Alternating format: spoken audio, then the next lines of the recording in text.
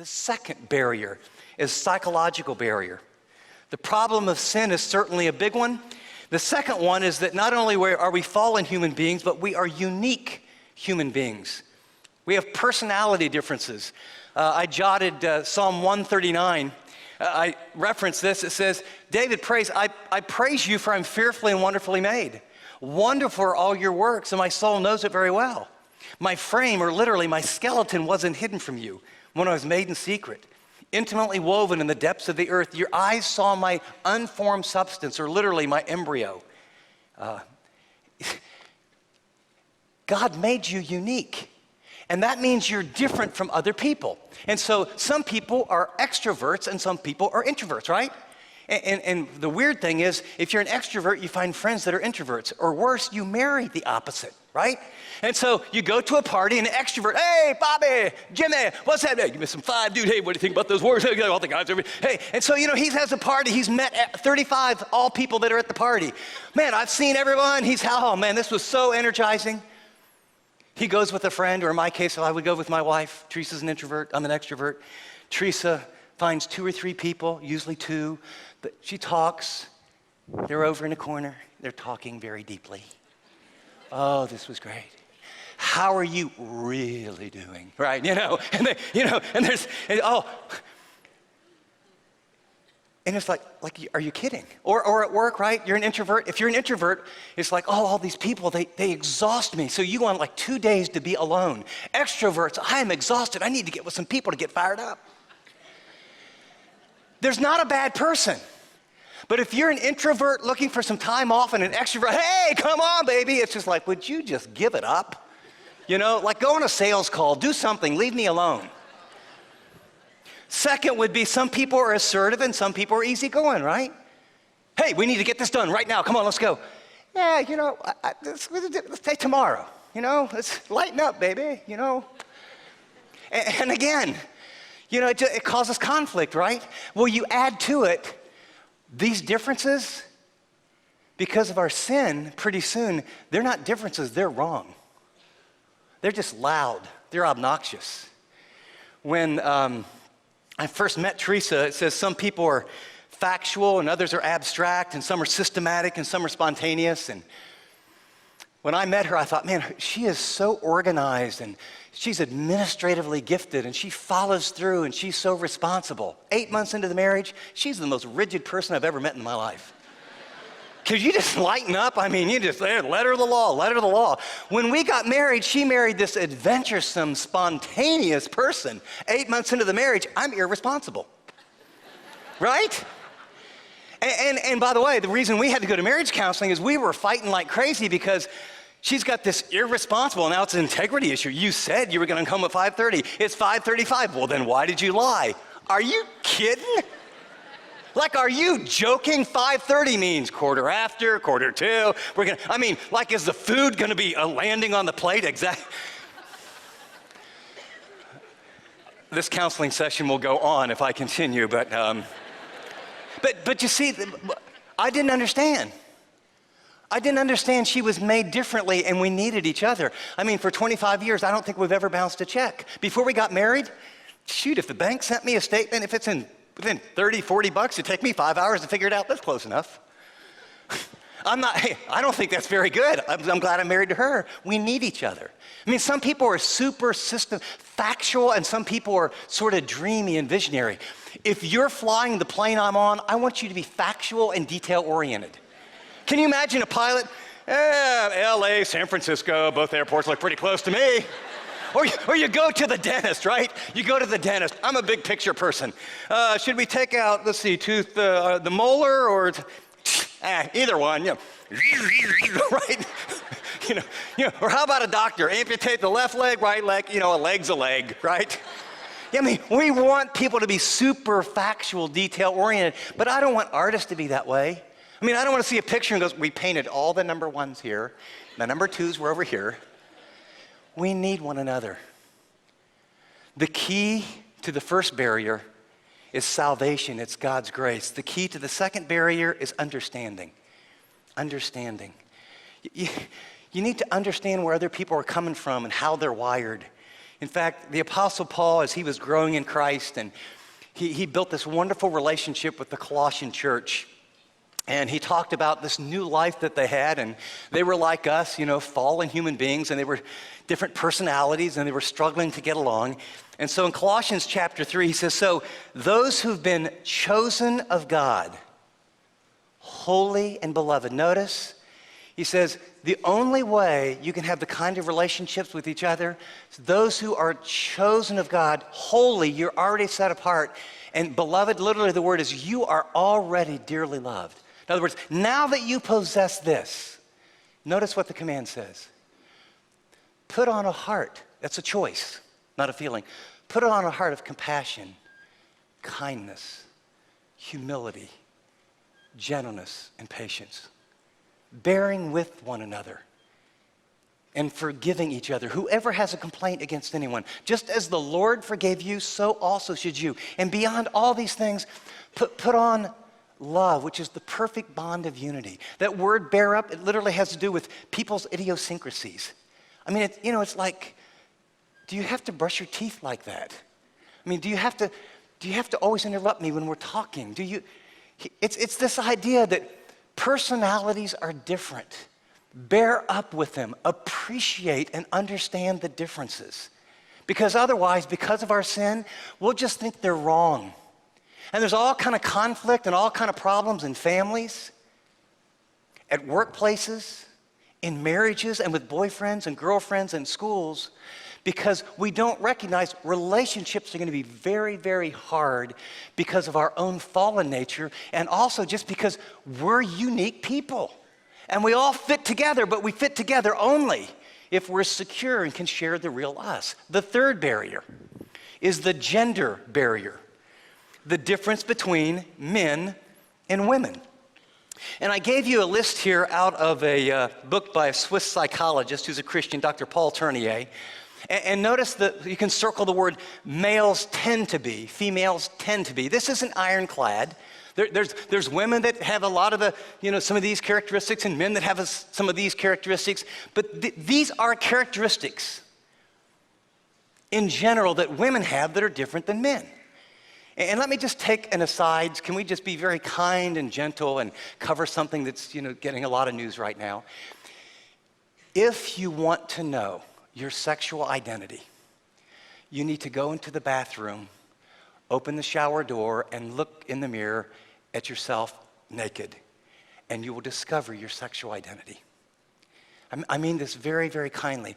Sexual identity isn't something you choose, nor is it psychological.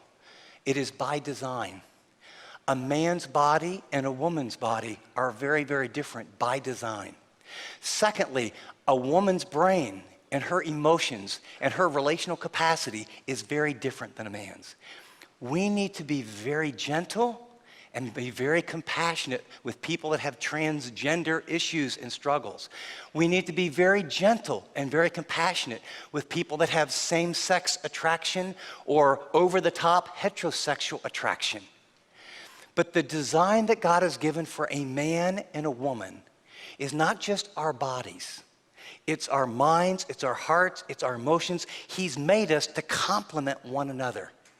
And so we always want to be very, very sensitive, but don't begin to believe or think that you can change design. In fact, a recent article I read in a book, he's the head of the psychiatric department at Johns Hopkins, and they ceased doing sex change operations after 17 years.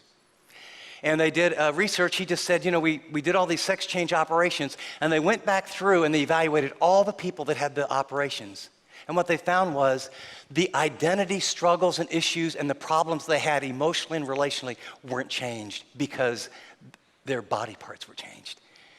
And so we need to be very, very compassionate, but you need to understand what God has designed. There's differences between men and women for a reason. And if you don't understand them when you're dating, if you don't understand them when you're working with someone, and if you don't understand these when you get married, they can cause a lot of problems. So males tend to be more achievement-oriented. Women tend to be more relationship-oriented. Men tend to be more theoretical and generalist. Women tend to be more specific and detailed. Men tend to be more information-oriented, women more emotionally oriented. I had a good friend who had, I think their first or second grandchild. He's a good buddy, and I heard he had the baby. I said, hey, did you have the baby? He said, yeah, and he sent me a text. And so I got home, I said, hey, so-and-so, they had their baby. And my wife said, well, what's its name? I said, I don't know. Boy or girl? I said, I don't know. Well, how long was he? I don't know. I just got a text. She goes, well, what'd the text say? And I pull out the text, healthy baby. Now, I'm telling you, his wife, to Teresa, first name, middle name, last name, how many hours, dilation happened at about, oh gosh, more than I want to know, 6 pounds, 11 ounces, and 3/4 of right? Why? Because men and women don't look at things the same. It's not wrong, it's not bad. Men tend to be more action-oriented. Women are more verbal. Studies, the average woman speaks 1/3 to 50% more words. That's not bad, but it is different. Men tend to be more factual-oriented. Women are more intuitively oriented. Men tend to be more goal-oriented. Women more supportive and nurturing. Here's what you need to understand.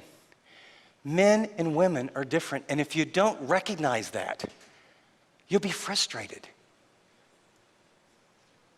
If you,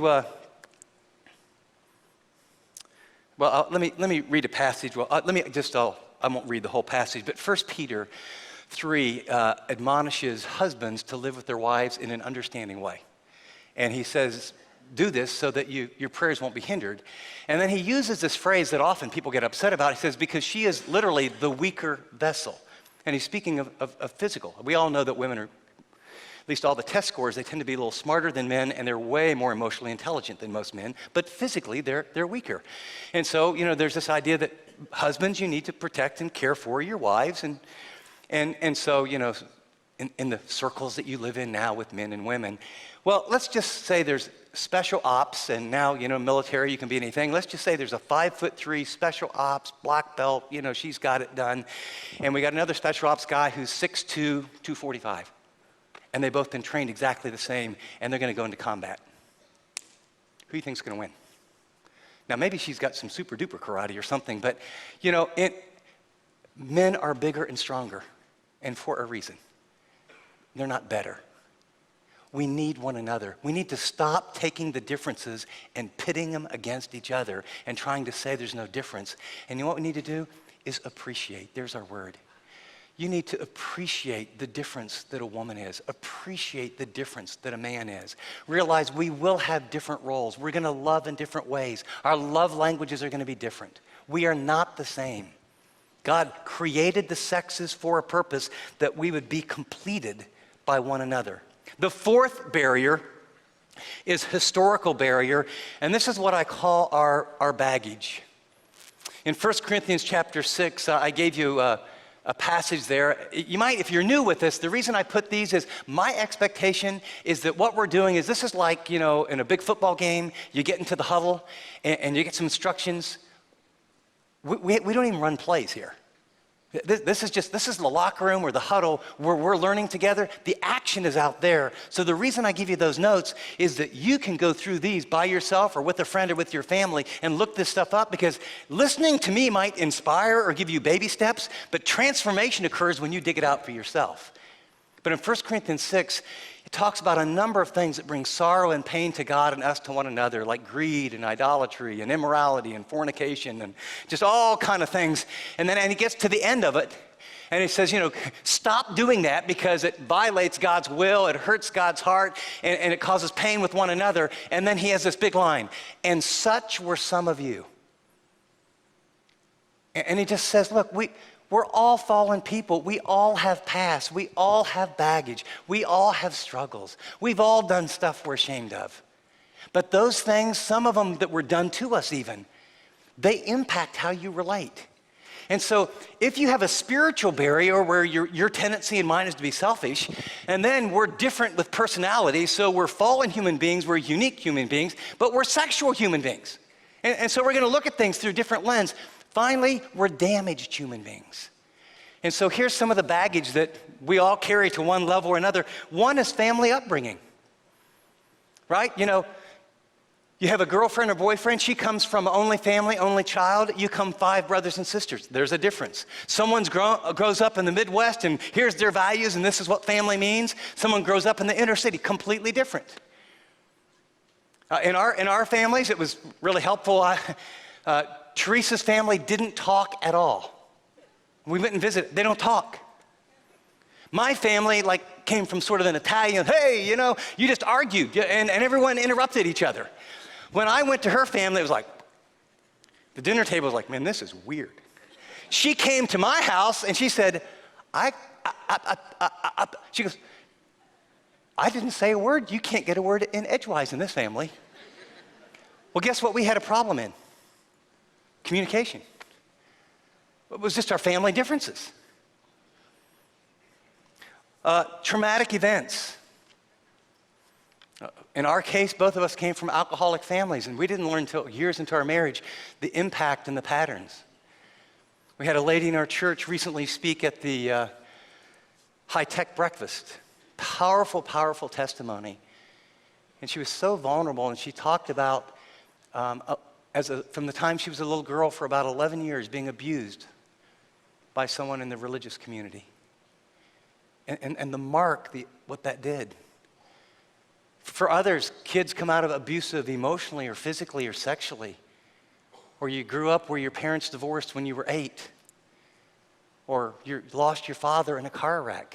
All these things, these are huge imprints. For some, you're on your second marriage. And you're sensitive, super sensitive to rejection. That's my journey. My wife was married very young, wasn't a Christian. Husband started dealing drugs, ran off with another woman to another state. She cried for 2 years, hoped for reconciliation, came to Christ as a result of it. So, man, if I early first 10 years, if I would look at her just a little bit, she just felt rejected because the home life that she came out of and then being abandoned. See, women always struggle with abandonment issues, and so their resort is to control. Men struggle with futility issues, and so we try to compensate. That's why you can find a guy that's awesome at work or super in sports and completely passive at home. Because honestly, ladies, you don't really get this at all. Most of us men have no idea how to be a dad or how to be a man or how to lead a family, and most of us didn't have a dad who showed us much about it.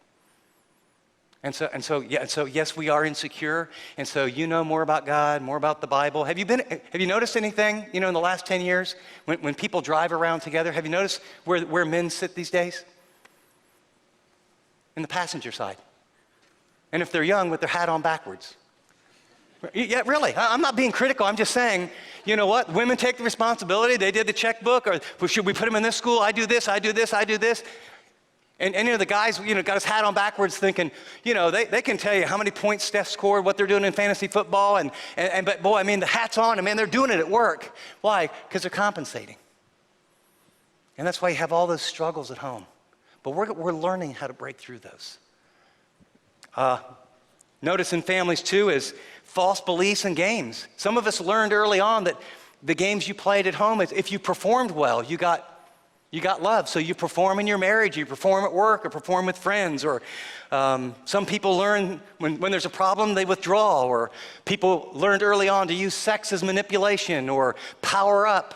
All those are games that we play. All that's baggage that you bring into a relationship. Communication, I remember, I told you about Teresa's family, and so it was either early, we just got married, or right before we got married, but we were real serious. It was a done deal. This is what we're going to do. And I remember we visited her family for some reason, and we're driving on these old country back roads, and we were becoming aware that I talked too much and she talked too little, so I got in the car and I thought, okay, I'm just going to wait for her to initiate the conversation. Driving, and there's cows and beautiful hills, and she's sort of looking out the window, and 5 minutes, 10 minutes, internal self-talk. What in the heck's going on here? And I'm going to marry this person, or we just got married and she doesn't even talk to me?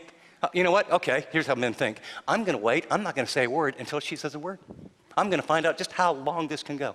20, 25, 30, by 40 minutes, we're about there. I'll tell you what, when I get out of this car, she's gonna get a piece of my mind. I'm just gonna tell her, like, do you love me or not? I mean, what's with you? We have 45 minutes together, we're driving in this car, you don't say a word. What kind of relationship is that? I mean, I'm fuming inside. I'm just ready to get, oh boy. And so 45 minutes, just get ready to get out of the car, and man, I'm just, hey, honey, move like a butterfly, sting like a bee, I'm gonna get to Risa Lee. Something like that. So we just get ready to get out of the car, and she turns to me.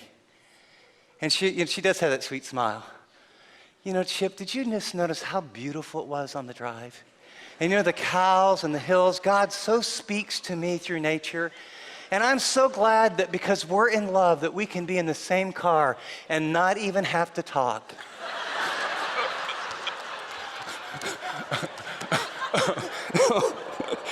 God help me, please.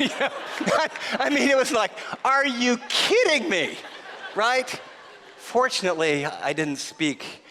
Well, we had to work on that in marriage counseling. In fact, next week I'm gonna talk on communication, and it's really unfair because I paid $95 a session for 12 sessions, and you're gonna get it for free, about how to, but what I do want you to know, you're fallen.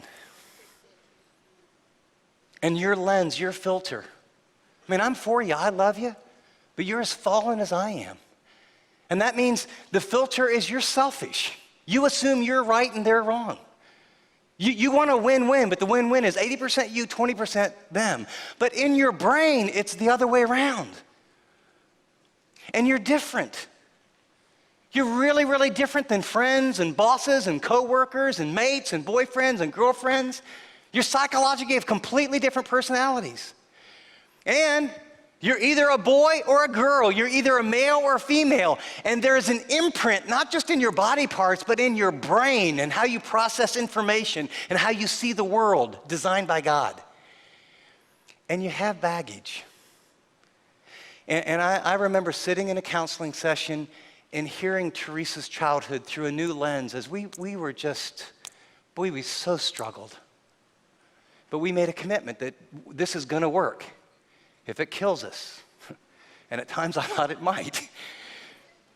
And I remember sitting in a counseling session and hearing what my wife went through and why she didn't talk and why she fears rejection and all the pain that she'd been through. And I had an aha moment. And I realized that I just needed to know. The answer's knowledge. You need to know your friend. You need to not be superficial all the time. You need to ask questions. If you're married, you need to get to know them. Some of you, you've been married 20 years, you don't really know them. You need to ask questions about what really makes you feel afraid, and why do you do that, and why do you do that, and what was it like when you grew up? How did you feel about your dad? And when your parents divorced, do you think that's had any impact? And I know, guys, we don't want to go there. We just want to fix it, make it right. But you're going to learn next week that shutting up is a great gift. And listening is a powerful gift. And when you understand, then you have some empathy. And when you have empathy and you realize, again, because you're insecure when she didn't talk, you know what the problem was? It made me feel like I'm sitting here thinking she doesn't like me, right? Isn't that what you feel when people act? She doesn't like me. She was sitting there loving me.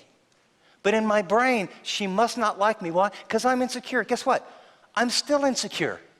I'm going to be insecure until I see Jesus. But I can tell you this. I'm more secure in Christ now than I was 30 years ago. I'm more secure in Christ than I was 5 years ago. And I'm more secure in Christ this year than I was last year because I'm renewing my mind in God's word and I'm listening and hearing. And I'm involved in community where I'm getting real-time feedback where the living Christ lives and people like you. And then I'm taking that and I'm going on mission and I'm sharing that with other people. And as I see the grace of God flow through my life and life change happen, it's like confirmation.